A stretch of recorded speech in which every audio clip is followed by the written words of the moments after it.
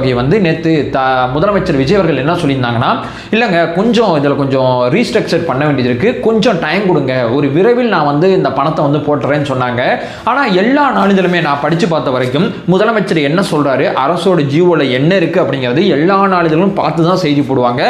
நானும் அந்த செய்திகள் அத்தனை படித்து பார்க்கும்போது ஓகே போட்டுருவாரு, சீக்கிரம் போட்டுருவாரு அப்படின்னு சொல்லி எல்லா நாளிதழுமே இந்த செய்தியை இப்படி தான் பதிவு செஞ்சுருக்காங்க.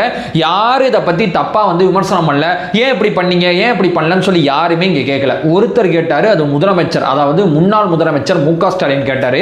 அவர் என்ன கேட்டிருக்காரோ அதை அப்படியே ஊடகத்தோட தர்மத்தெல்லாம் மறந்து மக்கள் கஷ்டப்படுறாங்க, மக்கள் அதிருப்தியில் இருக்காங்கன்னு சொல்லி ஒரு செய்தியை முதல் பக்கத்தில் தவறா புரோட்ரேட் பண்ணியிருக்காங்க தினகரன். இந்த செய்தித்தாளை பொதுமக்கள் படித்துட்டு இருக்கக்கூடிய அந்த நொடி காலைல இவங்க அந்த செய்தித்தாளை படிப்பாங்கல்ல, அந்த நேரமே மகளிருக்கான 1000 ரூபாய் உரிமை தொகையானது அவங்க அக்கௌண்ட்ல ஏறிச்சு. விரைவில் அப்படின்னு சொன்னது ஸ்டாலின் அவர்கள் மாதிரி 2 வருஷம் 2.5 வருஷம் டைம் எடுத்துக்கிறது கிடையாது.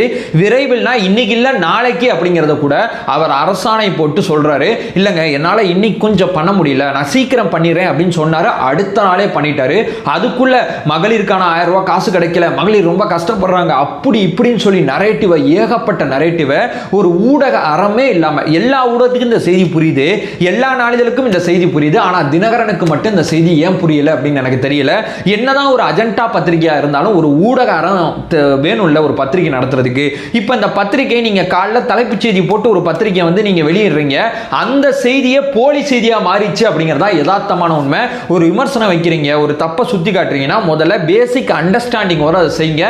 இல்லைன்னா நீங்க சும்மாத்துக்கு இந்த நாம் தமிழர் கட்சி வந்து தலைவர் விஜய் அவர்களை வந்து கட்சி நடத்தும் போது சும்மாத்துக்கு ஏதாவது ஒன்று சொல்லிட்டே இருப்பாங்கல்ல, அந்த மாதிரி உங்க விமர்சனத்துக்கு மேல ஒரு மதிப்பு மரியாதை இல்லாம போயிடும். தப்புனா ரொம்ப சரியான ஒரு விஷயத்தை சுத்தி காட்ட போறீங்கன்னா